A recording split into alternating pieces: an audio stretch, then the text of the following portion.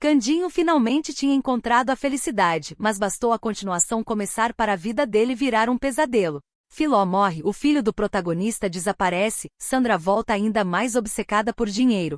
Ernesto continua aprontando e Candinho passa a novela inteira tentando recuperar a própria família. E o pior é que, enquanto ele sofre, tem um monte de gente se aproveitando da ingenuidade dele para roubar, mentir, manipular e destruir tudo que Anastácia deixou. Ou seja, se você achou que Etamundo Bom já tinha feito Candinho sofrer, Etamundo Melhor resolveu dobrar a aposta. Tem criança desaparecida, herança ameaçada, vilã surtando, golpe atrás de golpe, romance novo e um final cheio de acerto de contas. Então já deixa o like e vem comigo, porque agora eu vou te contar a história completa de Etamundo Melhor em 10 minutos, do começo ao fim, com tudo que realmente importa nessa continuação. A novela começa mostrando que a vida de Candinho está longe do felizes para sempre, que parecia ter no fim de Etamundo Bom. Mesmo rico, dono da fortuna de Anastácia e vivendo em São Paulo, ele sofre um golpe devastador, Filó morre, e logo depois o filho dos dois, Júnior, desaparece. É essa dupla tragédia que move a novela inteira. Candinho perde o grande amor da vida e, sem tempo para viver o luto, ainda precisa lidar com o sumiço do próprio filho. A partir daí, a missão dele vira uma só, reencontrar o menino. Só que, como a gente está falando da vida do Candinho, é óbvio que nada seria simples. Júnior acaba afastado do pai e cresce longe da própria história, passando a ser conhecido como Samir. Enquanto isso, Candinho segue sem saber onde o filho está, cercado de pistas falsas, gente interesseira e um monte de armadilha. E esse é o coração da novela, um pai desesperado tentando recuperar o filho, enquanto os vilões fazem de tudo para impedir. Se tem uma pessoa que não se conforma com a felicidade de Candinho, essa pessoa é Sandra. A vilã volta para a continuação exatamente do jeito que o público lembrava, ambiciosa, manipuladora, fria e completamente obcecada pela fortuna da família. Sandra nunca aceitou o fato de Candinho ter herdado tudo e ela não.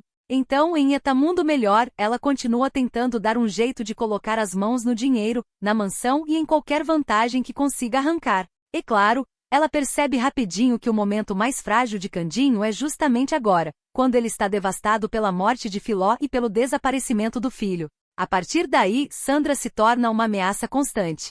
Ela armamente manipula documentos, se aproxima quando convém e usa toda a dor de Candinho como oportunidade. E o mais revoltante é que ela sabe exatamente com quem está lidando.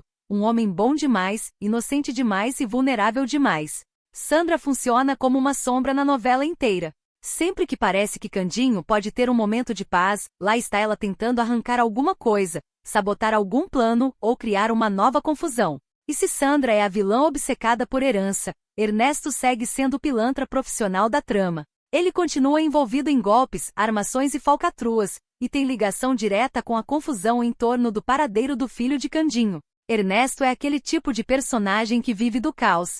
Ele não precisa nem ser o dono de um plano mirabolante, basta existir uma situação vulnerável que ele já encontra um jeito de lucrar em cima. E como Candinho passa a novela inteira emocionalmente fragilizado, Ernesto se aproveita disso o tempo todo. Ao lado de Sandra ou agindo por conta própria, ele ajuda a manter a vida do protagonista em colapso. Sempre que a verdade parece perto de aparecer, sempre que uma pista do menino surge ou quando Candinho tenta organizar a própria vida, Ernesto aparece para embaralhar tudo de novo.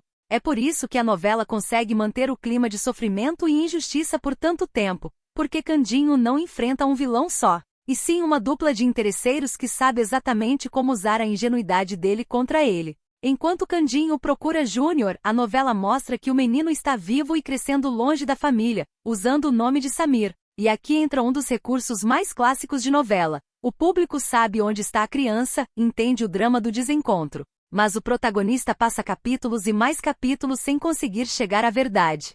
Samir cresce sem saber quem realmente é. Candinho, por outro lado, sente que o filho está em algum lugar e se agarra a qualquer pista. Em vários momentos, a novela faz os dois quase se cruzarem, quase se aproximarem ou quase descobrirem tudo, mas sempre acontece alguma coisa para adiar o reencontro. E isso alimenta a novela inteira. Porque o maior desejo do público não é ver Candinho rico ou vingado, é ver pai e filho juntos de novo. Essa busca ainda ganha um peso maior porque o menino não representa só o herdeiro da fortuna. Ele representa o último elo vivo entre Candinho e Filó, a única parte da família que ainda pode ser recuperada. Então, quando Candinho procura Júnior, ele não está só correndo atrás do filho, ele está tentando salvar o que restou da vida que perdeu. No meio de tanta dor, a novela também constrói um novo caminho amoroso para Candinho, e esse caminho passa por Dita. Diferente da primeira novela, em que ela orbitava mais o núcleo cômico, agora Dita ganha muito mais importância e passa a ser uma das figuras centrais da história. Ela se aproxima de Candinho justamente quando ele está destruído, ajuda o protagonista em vários momentos e vai ocupando um espaço cada vez maior na vida dele. Aos poucos, a novela deixa claro que Dita não será só amiga ou apoio emocional, ela será a nova chance de amor de Candinho.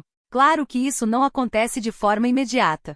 Existe a sombra de Filó, existe o trauma do desaparecimento do filho e existe toda a bagunça que cerca a vida do protagonista. Mas pouco a pouco, Dita se torna a pessoa que mais entende Candinho naquele momento e a mulher que consegue trazer algum alívio para a vida dele. É uma mudança importante porque a novela precisava decidir se Candinho terminaria a história sozinho, preso para sempre à memória de Filó, ou se ele ganharia a chance de recomeçar. E a resposta vem justamente através de Dita.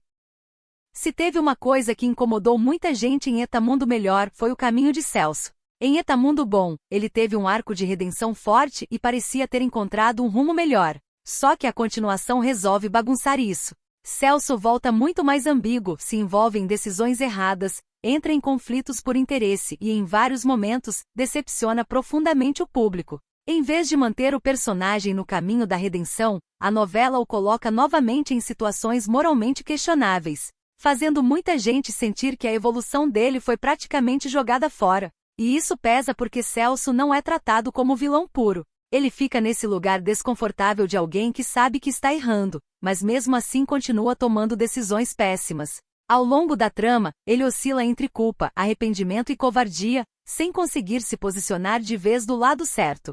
Na prática, Celso vira um personagem importante porque reforça a sensação de que nessa continuação, ninguém saiu totalmente ileso do passado. Até quem parecia resolvido volta a se perder. Uma das marcas de Eta Mundo Melhor é que Candinho sofre praticamente do começo ao fim. Ele é enganado por vilões, manipulado por pessoas próximas, iludido com pistas falsas e colocado em situações absurdas o tempo todo. Tem hora em que parece que a novela inteira se organiza em torno de uma pergunta: quantas desgraças ainda dá para jogar nas costas desse homem?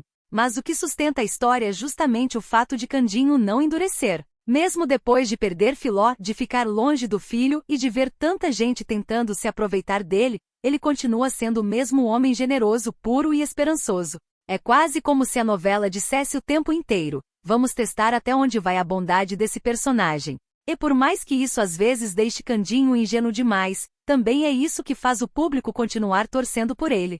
Porque ele não quer vingança, não quer humilhar ninguém, não quer se tornar mais esperto que os outros.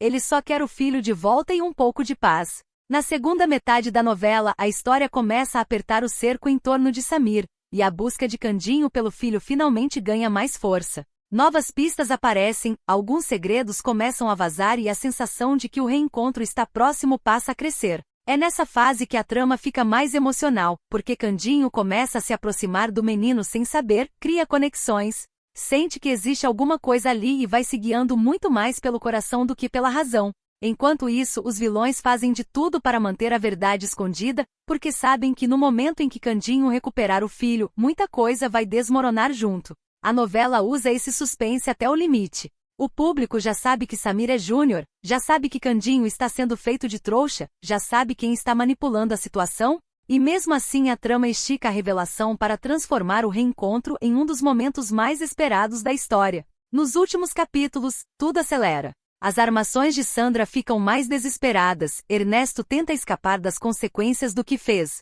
Celso precisa encarar os próprios erros e Candinho finalmente se aproxima da possibilidade de reconstruir a vida. Sandra entra em colapso porque percebe que está perdendo o controle da situação. A obsessão pela fortuna e pela posição que ela acredita merecer vai consumindo a personagem, e a vilã começa a agir cada vez mais no desespero. Ela tenta manter os golpes, manipular o patrimônio e impedir que a verdade venha à tona, mas a reta final deixa claro que o castelo de mentiras dela está desmoronando. Ernesto também vai sendo encurralado. Depois de passar a novela toda vivendo de trapaça, chega a hora de pagar pelas armações. E Celso, depois de tantas escolhas erradas, também precisa encarar o peso do que fez. Só que no centro de tudo, continua Candinho.